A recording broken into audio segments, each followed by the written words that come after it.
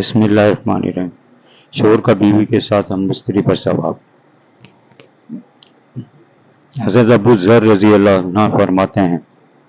بعض اصحاب اکرام رضی اللہ عنہ حضور صلی اللہ علیہ وسلم سے عرض کیا، اے اللہ کے رسول صلی اللہ علیہ وسلم، مالدار اجر و ثواب میں آگے بڑھ گئے، حالانکہ وہ بھی نماز ویسے ہی پڑھتے ہیں جیسے ہم پڑھتے ہیں، وہ بھی ویسے ہی روزے رکھتے ہیں جیسے ہم رکھتے ہیں،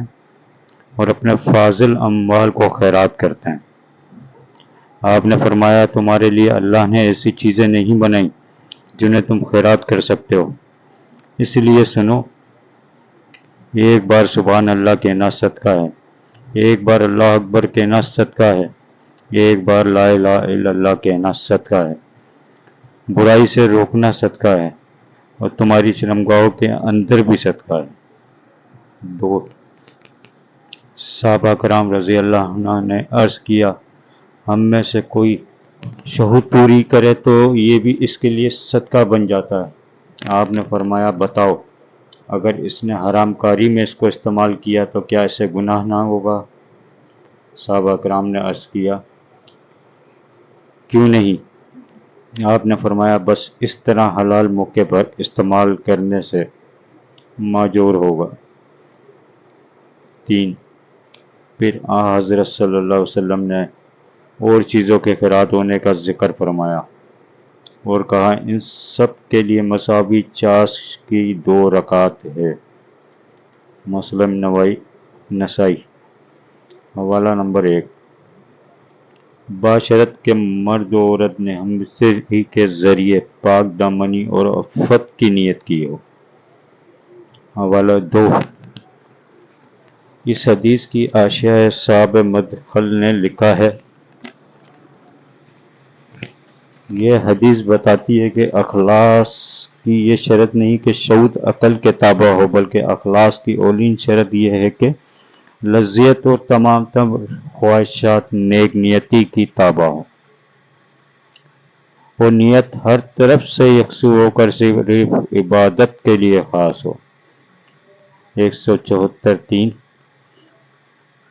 1743۔ کہاں اسلام کا یہ بلند نظری اور کہاں دیگر مذاہب کا تخیل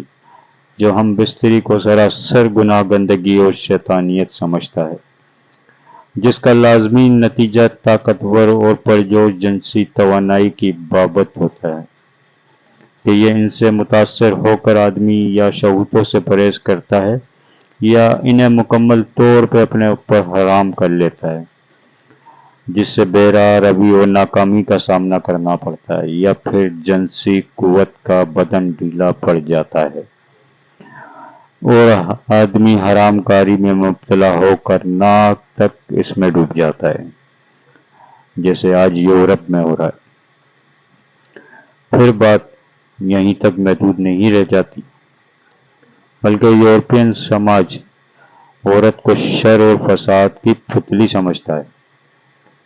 کیوں کہ ان کا عقیدہ ہے کہ حضرت آدم علیہ السلام کو ورگلا کر پھل کھلانے میں حوا نے شیطان کے ساتھ حصہ لیا اور آدم کی اولین لرزش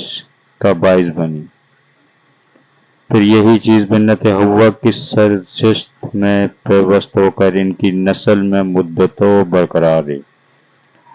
جبکہ قرآن پاک اس بات کا اعلان کرتا ہے کہ اکیلے شیطان نے آدم و حوا علیہ السلام کو یکساں گمراہ کیا، پھر اللہ تعالیٰ نے دونوں کی توبہ قبول فرمائی اور انہیں معاف کر دیا۔ قرآن پاک کا یہ فیصلہ بھی سناتا ہے کہ گناہ اور لرزش میں مورسی نہیں ہوتی، چنانچہ اللہ تعالیٰ کا ارشاد ہے سورۃ النجم 3:8، اور کوئی جان کسی جان کا بوجھ نہیں اٹھائے گی۔ تورات میں ہے کہ بیٹے کی غلطی پر باپ کو قتل نہ کیا جائے گا، باپ کے گناہ پر بیٹوں کو موت کے گھاٹ اتارا جائے گا نہیں، ہر کوئی اپنی غلطی پہ مارا جائے گا۔ امام ابن قیم رحمۃ اللہ علیہ فرماتے ہیں، حضور اکرم صلی اللہ علیہ وسلم نے اس علاج مجامت کی خود تلقین فرمائی اس کے استعمال کی ترغیب دی، اسے اجر و ثواب اور خیر کا باعث قرار دیا۔ اس میں شک نہیں کہ یہ عمل کامل لذت کا سبب، محبوب کے ساتھ نیکی اور احسان کا ذریعہ، اجر و ثواب کا باعث، خیر خیرات کا وسیلہ، دل کی خوشی کا سامان، غلط افکار کے ازالے کی تدبیر اور روح کے ہلکے پھلکے ہونے کی علت ہے۔ اس عمل سے روح کی کثافت و سختی دھل جاتی ہے، جسم ہلکا اور مزاج معتدل ہو جاتا ہے، صحت بحال اور فاسد مواد کی صفائی ہوتی ہے۔ اور اگر یہ عمل خوش دلی، خوبصورتی، خوش اخلاقی اور میل و محبت سے انجام پایا، کامل رغبت اور ثواب کی نیت دل کے اندر موزن رہی، تب وہ لذت حاصل ہوگی جس کے برابر کوئی لذت نہیں ہو سکتی، بالخصوص جب یہ عمل کامل طریقے سے انجام پائے، جس کی علامت یہ ہے کہ اس کے بعد ہر جز و بدن کو تسکین نصیب ہوتی ہے، محبوب کو دیکھ کر آنکھوں کو ٹھنڈک ملتی ہے، اس کی نرم و شیریں باتوں کو سن کر لطف اندوز ہوتے ہیں، اس کی خوشبو سے مشام جان مبتر ہوتا ہے، اس کا بوسہ لینے سے منہ کا مزہ بدل جاتا ہے، ہاتھ سے چھونے پر الگ لذت ملتی ہے، اور اس طرح جسم کے ہر عضو کو خاطر خواہ تسکین نصیب ہوتی ہے، محبوب سے ملاقات کا شرف حاصل ہوتا ہے، اور اگر ان میں سے کوئی ایک چیز بھی مفقود ہوتی ہے تو نفس کو اس کا انتظار رہتا ہے اور کامل سکون حاصل نہیں ہوتا، چنانکہ جو عورتیں تسکین قلب کا باعث ہوتی ہیں، اس لیے انہیں تسکین جاں بھی کہا جاتا ہے۔ اللہ تعالیٰ کا ارشاد ہے،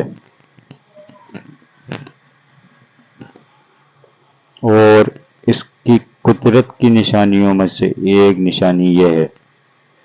کہ اس نے تمہارے لیے تمہاری ہی جنس کی عورتیں پیدا کی تاکہ ان کی طرف مائل ہو کر سکون حاصل کرو۔ اس نعمت کی تکمیل تب ہوتی ہے جب اس تمام تر عمل سے محبت کرنے والے کی غرض اللہ کی خوشنودی کے اور رضا الہی ہو، اس لذت کا وہ گاہے بگاہے احتساب کرتا ہو، اپنے میزان کو وزنی بنانے کے لیے کوشاں ہو۔ یہی وجہ ہے کہ شیطان اس سے بڑا خوش ہوتا ہے کہ دو محبت کرنے والے مرد زن کو ایک دوسرے سے جدا کر دے اور میل محبت کی بجائے دونوں ایک دوسرے سے ہمیشہ کے لیے محروم ہو کر رہ جائیں۔ چنانچہ صحیح مسلم میں رسول خدا صلی اللہ علیہ وسلم کا یہ ارشاد درج ہے کہ ابلیس اپنا تخت پانی پر بچھاتا ہے، پھر اپنے منتخب معتدوں کو لوگوں کے اندر بھیجتا ہے، ان میں جو زیادہ فتنہ مچاتا ہے وہ اس کی نظر میں زیادہ مقرب ہوتا ہے۔ پھر یہ معتد جب اکٹھے ہوتے ہیں تو ایک کہتا ہے میں نے فلاں کا پیچھا اس وقت چھوڑا جب اس نے زنا کا ارتکاب کیا، دوسرا کہتا ہے میں نے تو فلاں دونوں میاں بیوی کو ایک دوسرے سے الگ کر کے دم لیا ہے۔ یہ سن کر شیطان اسے شاباش دیتا ہے، اس کی پیٹھ تپ تپاتا ہے۔ باتیں ہی باتیں ہیں، معلوم ہوا کہ دو دلوں کا ملاپ اگر اللہ اور رسول کو زیادہ محبوب ہے تو ان کے اندر بگاڑ پیدا کرنا خدا کے دشمن شیطان کو زیادہ پسند ہے، اس لیے شیطان بھی ایسے دو آدمیوں کی میل و محبت میں تفرقہ ڈالنے کے لیے پورا زور صرف کرتا ہے، جس سے اللہ تعالیٰ نفرت کرتا ہے اور ناراض ہوتا ہے، اور اکثر عاشق شیطانی لشکر کے کرندے اس کی فوج کے سپاہی ہوتے ہیں، لیکن بعض اوقات ان کا معاملہ اتنا آگے بڑھ جاتا ہے کہ شیطان خود کو اپنے چیلوں کی فوج کا ادنی سپاہی اور لشکری تصور کرنے میں عافیت سمجھتا ہے، لیکن اپنی سرداری برقرار رکھتے ہوئے بے حیائی کے کاموں کو آراستہ کر کے ان کے سامنے پیش کرتا ہے، اور انہی چیزوں پر انہیں ایک دوسرے سے جوڑے رکھتا ہے، جیسے کہ کسی نے کہا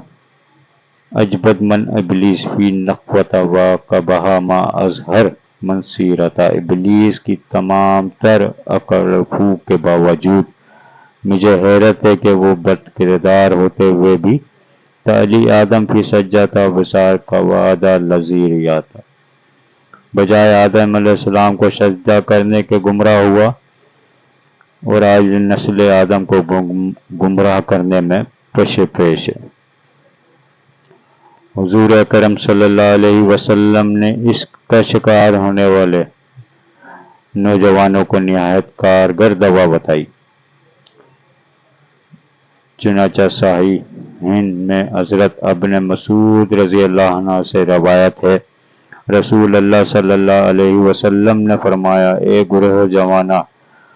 تم میں سے جسے نکاح کرنے کی توفیق ہو وہ نکاح کر لے، لیکن نکاح نکاحوں کو بہت زیادہ نیچے رکھنے والا اور زنا سے بچانے والا ہے۔ خلاصہ روضۃ المحبوبین، سوات 2016-2017۔ اس لیے شیطان کی مکاری اور میاں بیوی میں تفرقہ ڈالنے کی پرفریب چالوں سے ہوشیار رہنا بہت ضروری ہے۔ اس حدیث کے حاشیہ پر امام ابن کمیم رحمۃ اللہ علیہ فرماتے ہیں، دار آخرت کی لذت میں جس سے اضافہ ہو وہی لذت خداوند عالم کے نزدیک پسندیدہ اور محبوب ہے، اور یہ لذت والا دو وجہ سے اس سے لطف انداز ہوتا ہے۔ ایک اس وجہ سے کہ وہ نعمت اور اس کی آنکھوں کی ٹھنڈک ہے، دوسری یہی لذت اسے رب کی خوشنودی اور رضا الہی تک پہنچاتی ہے۔ اسی لذت کے حصول کے لیے بندوں کو سر توڑ کوشش کرنی چاہیے اور کسی ایسی لذت کے پیچھے نہ پڑنا چاہیے جس کا انجام المناک اور بڑی سے بڑی لذت اس کے آگے ہے جو بے وقت ہو جانے والی ہے۔ یہی وجہ ہے کہ ہر مباح چیز سے لطف انداز ہونے پر بندہ مومن کو اجر ملے گا، بشرط کہ دار آخرت کی لذت اور وہاں کی نعمتوں تک پہنچنے کے لیے اس دنیا کی لذت سے لطف اٹھایا ہوگا۔ اس لیے اگر کوئی اپنی بیوی سے محض اپنی چہیتی اور آنکھوں کی ٹھنڈک ہونے کی وجہ سے ملذذ ہوا، دل و دماغ اور جسم جاں کو اس کی لذت سے شاد و کام کیا، تو اسی لذت کی کوئی حیثیت نہ ہوگی، اور جیسے حرام لذت سے لطف انداز ہونے پر لطف اٹھانے والا سزا کا مستحق ہوتا ہے، اس کے مقابلے میں اول و ذکر لطف اٹھانے والا اجر و ثواب کا مستحق ہرگز نہ ہوگا۔ جیسے خود حضور اکرم صلی اللہ علیہ وسلم نے فرمایا، تمہاری شرمگاہ میں بھی اجر ہے۔ حوالہ نمبر 3۔ شادی کرنے، بیوی کے ساتھ نرمی برتنے، اس کا مرتبہ بڑھانے کی کہا تو یہ ترغیب اور کہاں تعریف کیے گئے مذاہب کا حال، جو بیوی کو شر و فساد کی جڑ تصور کرتے ہیں، شوہر کو آلودگی اور گندگی کی پھوڑ سمجھتے ہیں، اور شادی کرنے کے بجائے کسی ہونے کا ترجیح دیتے ہیں۔ عبارت بالا سے یہ بھی معلوم ہوتا ہے کہ اسلام میں عبادت صرف اسی کا نام نہیں کہ اعمال میں بس خشوع و خضوع پیدا کیا جائے، جیسے استاد محمد اسد نے نماز اور روزے کی مثالیں دیتے ہوئے کہا ہے، بلکہ عبادت انسان کی ساری عملی زندگی سے عبارت ہے، اور جب ہماری اس ساری زندگی کا حاصل خداوند قدوس کی عبادت ہے تو یہ ضروری ہے کہ ہم اسی رخ سے اپنی پوری زندگی کے نشیب و فراز پر نظر ڈالیں، اور جب ہم غور کریں گے تو معلوم ہوگا کہ زندگی بڑی شائستہ، بڑی باسلیقہ اور کوئی گوشے اپنے اندر رکھے گی۔ اس لیے ہماری تگ و دید اور کوشش بھی ہر جہت سے یہی ہونی چاہیے، اور زندگی کے معمولی لمحات کو بھی عبادت کے کاموں میں لگانا چاہیے، اور عبادت ہے، اس لیے پورے ہوش سے اسے انجام دینا چاہیے، نیز اس لیے کہ یہ خدا کے بنائے ہوئے عالمی نظام کی اہم کڑی ہے۔ اسلام طرح پر ہے تباہ، چہارم سوات 2-3۔